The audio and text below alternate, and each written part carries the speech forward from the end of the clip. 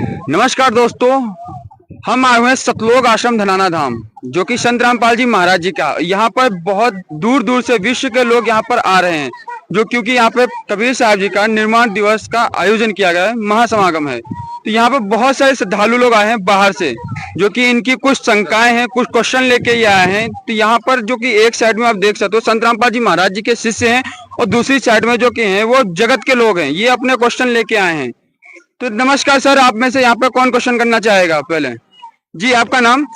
Sir मेरा नाम सुनील मंडल है और मैं नेपाल से हूँ। कहाँ से आए हैं? सर मैं नेपाल से आया हूँ। आपका क्या क्वेश्चन है? मेरा क्वेश्चन ये है सर कि ये जितने ये संत रामपाल जी महाराज के जो भक्तजन हैं, ये बोलते हैं कि संत रामपाल जी भगवान है। इनसे जब भी क्वेश्चन करो तो यही बोलते हैं कि संत रामपाल जी भगवान है। तो क्या जो इतने बड़े बड़े साधु संत है, क्या वो भगवान नहीं है, सिर्फ संत रामपाल जी महाराज भगवान है?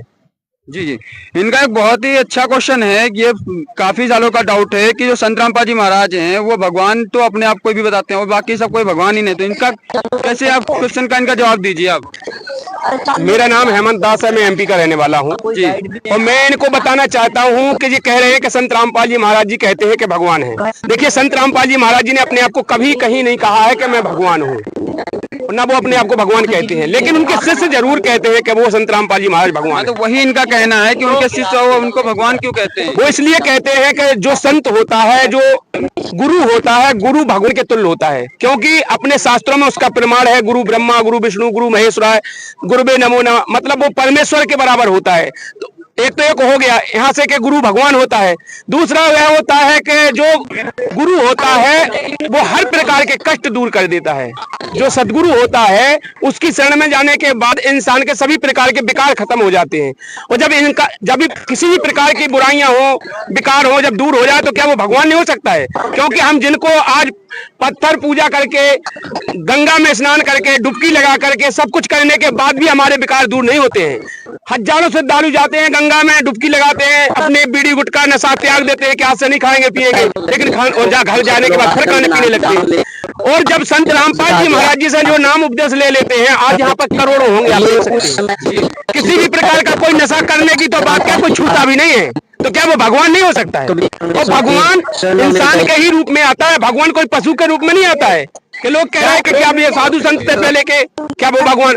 उनके जितने भी श्रद्धालु हैं, जो साधु संत हैं, आप देख सकते हैं, आप जितने भी धरा पे साधु संत हैं, उनके जितने भी श्रद्धालु हैं सभी प्रकार की बुराइयां करते हैं, आप जाके देखिए ना।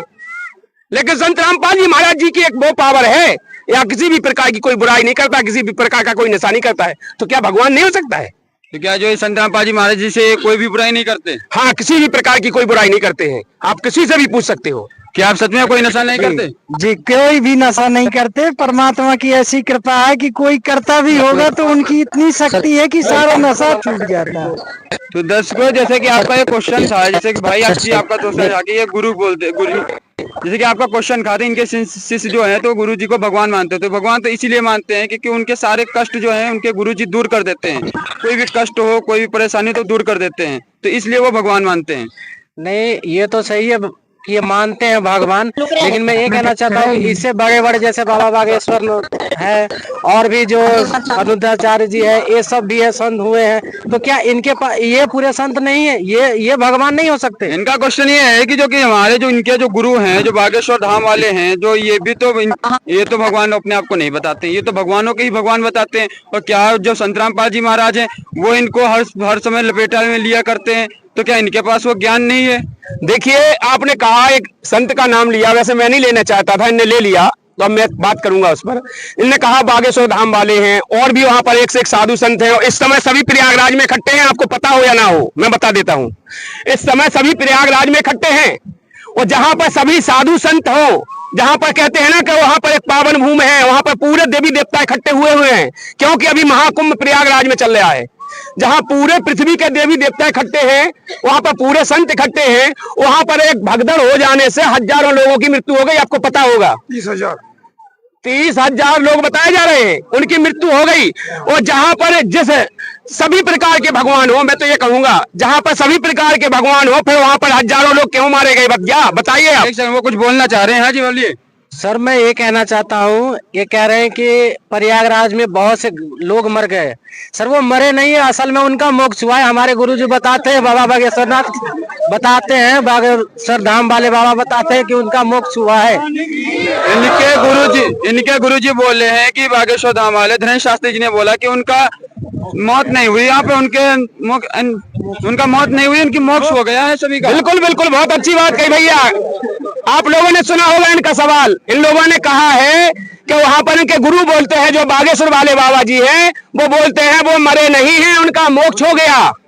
तो भैया आप लोगों से मैं पूछना चाहता हूं, जितने भी साधु संत वहां पर इकट्ठे हुए हैं, बागेश्वर वाले बाबा जी भी समझ लीजिए, ये सब भक्ति कर रहे हैं, किस लिए कर रहे हैं? मोक्ष के लिए ही तो कर रहे हैं। और जब सब लोग वहां इकट्ठे हुए हैं तो पहले इन बाबाओं को मर जाना चाहिए था उसमें, क्योंकि इनको तो मोक्ष पाइए, मोक्ष की जरूरत सबसे पहले इनको है जो भक्ति कर रहे हैं। जब भोले भाले श्रद्धालुओं को तो बोल दिया कि उनका मोक्ष हो गया, और जो भक्ति करके वहां गए हैं इनको क्यों नहीं मर गए उस भीड़ में दब के? इनको मर जाना चाहिए था। इनको मरने से इनको मोक्ष भी मिल जाता ना भाई, क्योंकि सबको बोल रहे कि मोक्ष हो गया, तो इनको मर जाना चाहिए वहां पर। तो आप क्या कहना चाहेंगे?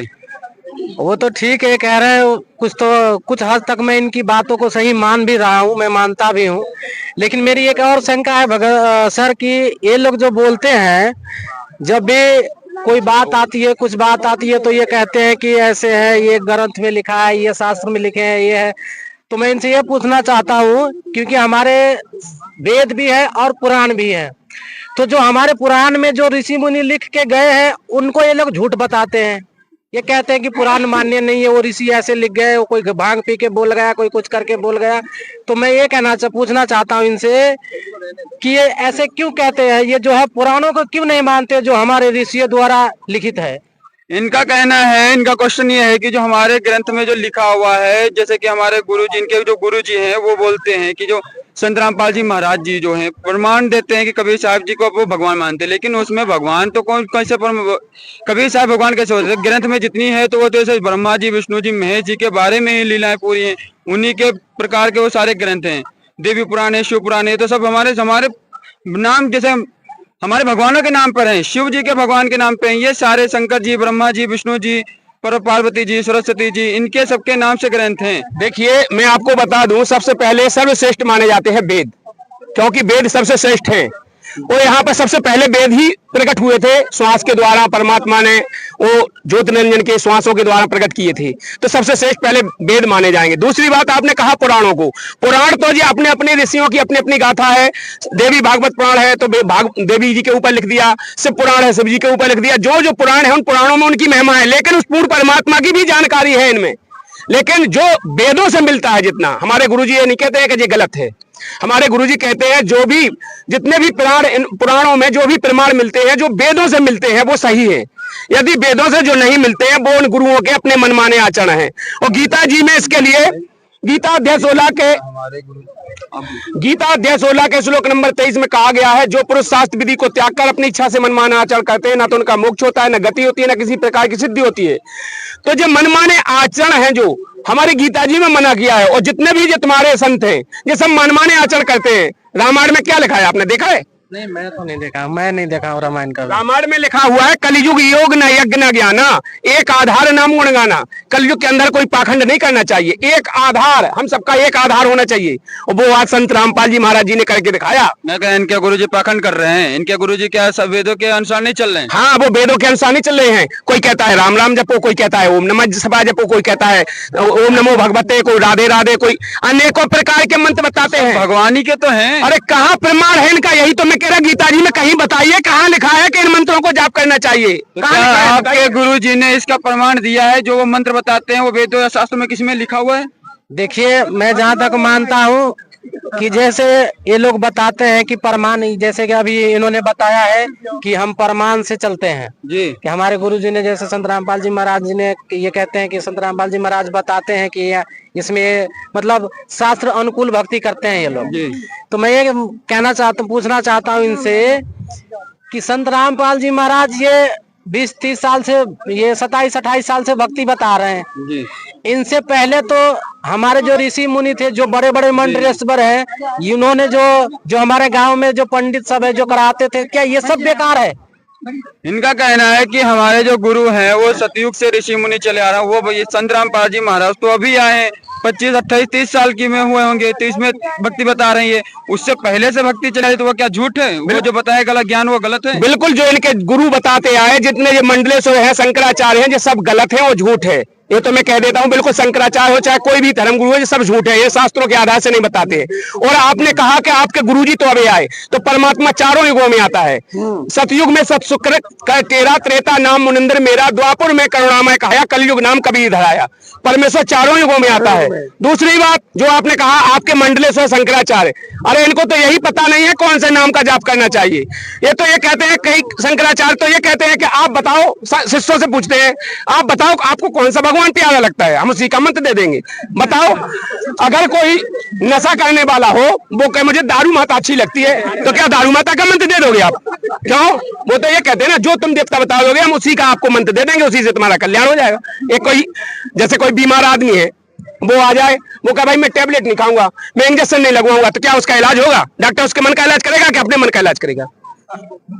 जी बोलिए। नहीं, ये तो सही है, लेकिन एक मेरा सवाल ये भी है कि इनके में ये होता है, जब शादी, ये जब मैं यहाँ आया हुआ आश्रम में, तो मैं सभी भक्तों से मुझे समझाया गया, जब मैंने वो किया कि मैं नाम लूंगा, तो इनके नियम बहुत कड़े हैं जी। ये बोलते हैं कि ये नहीं करना, शादी ब्याह में मना करते हैं कि वहाँ ऐसे न करना, डीजे नहीं करना, ये नहीं करना, वो करना। ये क्या बात हुई? बताओ, जब हम शादी ब्याह करेंगे तो क्या उसमें मौज मस्ती गाने उन्हें नहीं सुनेंगे? हम अपने हिसाब, ये तो आज का कल्चर है, आज का कल्चर है, हम अपने हिसाब से खुशी नहीं मना सकते हैं उसमें। ये भैया ये तो आज का कल्चर है सर जी, क्योंकि यहाँ पर कि हम यहाँ पे देख रहे हैं कि सब सिंपल रह रहे हैं। हमारे कल्चर है, ये युगों से चला आ रहा है, डीजे बजाना, रीति रिवाज से शादी ब्याह करना, बिल्कुल हर चीज। तो ये संत रामपाल जी महाराज मना करते हैं। इसी वजह से वो नाम उपदेश नहीं ले पा रहे। जी जी जी, मैं बता देता हूँ। देखिए, यदि हम अपने कल्चर के हिसाब से चल रहे थे, तो इनसे पूछिए कि आपके पूर्वजनों का पहनावा क्या था। आप तो यहाँ कोट वोट में, सूट वोट में चल रहे, वो तो वहाँ पगड़ी पहनते थे, कट्टा पहन लेते, अल्फी पहन लेते थे, और माथे पे सोआपा बांधते थे। आप तो नहीं दिख रहे पुराने कल्चर के हिसाब से। आप अपने गुरु के कैसे चल रहे? आपके गुरुओं के हिसाब से पूरा जो आपके पूर्वजन थे वो पैदल चल के आया करते थे। आप आज कैसे आए हैं? बाइक से आए होंगे। दूसरी बात, आपके गुरुओं के ब्याह में क्या डीजे बजा था? आपके देवी देवताओं के ब्याह में कोई डीजे बजा था? फिर आपका वो पुराना कल्चर कहां से हो गया? ये तो आज की कुप्रथा है, इसे कुप्रथा बोलेंगे। इस कुप्रथा में फंस करके लोगों को यहाँ पर बरगलाया गया है। ये फिल्मी दुनिया वालों ने दिया है ये सब तुमको, इसके पहले कोई नहीं जानता था। नहीं, तो ये तो सही है, आप जो बता रहे हैं कि ये कुप्रथा है, तो ये आप गलत साबित कीजिए ना, कैसे गलत है ये? इसीलिए मैं मेरी बात पूरी होने दीजिए, मैं बता रहा हूँ ना। गलत इसलिए है, आपका परमात्मा कहा करते हैं, नहीं भरोसा देह का बिनस जाए छिन माए, और श्वास श्वास सिमरन करो और तन का चुना है। आपको पता है कि आप कितने दिन जिएंगे? किसी को पता है? आप तनक देर में डीजे बजा रहे हैं। पता पड़ता है डीजे बजाने वाले, ब्याह होता है किसी का, खूब डीजे बजाते हैं, धूमधाम से उसकी बारात लेके जाते हैं, रास्ते में एक्सीडेंट हो जाता है, मर जाते हैं। फिर डीजे क्यों नहीं बजाते हैं? फिर बजाइए डीजे, मर गया फिर भी बजाइए डीजे। तो भाई, आप लोगों को अभी भांग चढ़ी हुई है एक काल के जाल की। परमात्मा कहते हैं भरोसा नहीं है मिनट भर का, कब कौन मर जाए, पल भर का भरोसा नहीं। इसलिए श्वास श्वास में, सिमरन में मंत्र का जाप करो। तो हम यहाँ पर भगवान को पल पल याद करते हैं। हम अपना मोक्ष कराना चाहते हैं, और इंसान का मोक्ष कराना ही मूल उद्देश्य है। 84 लाख योनियां भोगना पड़ती हैं एक मनुष्य योनि के बाद। 184 भोग के पौपे अटकी आए, और 100-500 ना पड़े कि फिर 84 जाए। यहाँ परमात्मा कहते हैं भरोसा नहीं है कभी, कब कौन मर जाए। सर, ये अभी इन्होंने बोला कि ये सब जो हो रहा है मोक्ष के लिए करते हैं भक्ति, ये मोक्ष की बात ही आई है अभी, ये इन्होंने बोला है। तो मैं से ये पूछना चाहूंगा कि यही सतलोक आश्रम बरबाला में या सतलोक आश्रम धनाना में या के मोक्ष मिलेगा? इतने मंदिर बने हुए हैं, इतने सब चीज है, इस मंदिर में सब लोग, हम लोग जाते हैं, हमारे पूर्वज जाते रहे हैं, तो क्या दूसरे जगह पे मोक्ष नहीं है? जी बिल्कुल सही है, ये भी बात सही है। इनका क्वेश्चन है कि क्या कि सतलोक आश्रम धनाना धाम में आने के बाद ही मोक्ष मिलेगा? हमारे इतने केदारनाथ हैं, बद्रीनाथ हैं और बालाजी हैं, इतने अच्छे और इतने शक्तिशाली मंदिर हैं, यहाँ पर क्या मोक्ष नहीं है? हाँ, मैंने आपको बताया भी है, अभी हुआ है। आपके बागेश्वर वाले महाराज जी ने भी बताया है कि अभी वहाँ पे प्रयागराज में मोक्ष हो गया, हजारों लोग मर गए। वो केदारनाथ में जाकर के भी मर जाते हैं, उनका भी मोक्ष हो जाता है। वहां मोक्ष होता है, मर के मोक्ष मिलता है वहां पर। यहाँ जीते जी मोक्ष मिल जाता है। कैसे? यहाँ पर जब एक बार मरेंगे फिर दोबारा जन्म मृत्यु में नहीं आएंगे। यहाँ पर सद भक्ति दी जाती है, शास्त्रों से अनुकूल भक्ति दी जाती है। जो मंत्र है वो शास्त्रों से प्रमाण दिए जाते हैं। आप बताइए, इनके गुरुओं से पूछिए तो जरा कौन सा मंत्र प्रमाण देते हैं। मैंने कहा कि एक आधार होना चाहिए कलयुग के अंदर, एक आधार नाम गुणगाना। बताइए तुम्हारा एक आधार है? कोई राधे राधे कहता है, कोई ओम नमः शिवाय कहता है, कोई ओम नमो भगवते, कितने अंतर। कोई कहता है मंदिर पर फूल चढ़ा दो, कोई कहता है गंगा में डुबकी लगा लो मोक्ष हो जाएगा। भाई बताओ तो कैसे होगा आखिर मोक्ष? सत भक्ति से मोक्ष होगा। गीता जी के अध्याय 4 के श्लोक नंबर 34 में कहा है, हे अर्जुन उस तत्वदर्शी संत की शरण में जा, सलता पूर्वक दंडवत प्रणाम कर, कपट भाव छोड़कर। वो जो तुझे ज्ञान उपदेश देगा उससे मोक्ष होगा, इन आडंबरों से नहीं होगा। वो तत्वदर्शी संत कौन है? उसकी पहचान गीता अध्याय 15 के श्लोक नंबर 1 में बताइए। ऊर्ध्वमूलम् अधः शाखम्, इस संसार रूपी पीपल के पेड़ को जो जड़ से लेकर पत्ते तक बता देगा, वही तात्पर्य को जानने वाला होगा। वो तत्वदर्शी संत रामपाल जी महाराज जी के अलावा किसी ने बताया है? किसी ने वेद पुराण खोल के नहीं दिखाए हैं। मैं इनको कहना चाहता हूँ कि जैसे हमारे मंडलेश्वर है, टीवी पे प्रोग्राम आता है, मैंने देखा है वो प्रोग्राम, वो भी ग्रंथ खोल खोल के दिखाते हैं, सब पढ़ाते हैं। मतलब भगवत जब करते हैं तो वो अपना टीवी में दिखाते हैं कि ऐसे ऐसे यहाँ लिखा है, और उसी हिसाब से जो है वो अपना वो ग्रंथ पढ़ा के वो करते हैं। वो इनका कहना है कि जैसे कि हमारे गुरुजी भी हैं इनके, जो कि वो भागवत जब करते हैं तो वो भी तो भागवत का पाठ करते हैं, उसमें जो लिखा वो बताते हैं। अरे भागवत खोलते तक नहीं है, इनसे पूछिए कभी खोला है? वो बांध के लाल कपड़े में लपेट के रख देते हैं, उसमें फूल चढ़ा देते हैं, उसे खोलते भी नहीं है। मन के अपने मन माने प्रवचन सुना के, ढोलक तबला बजा के नचा के चले जाते हैं। जनता को खुश करते हैं, वो मोक्ष नहीं कराते हैं। मोक्ष होगा सद भक्ति से।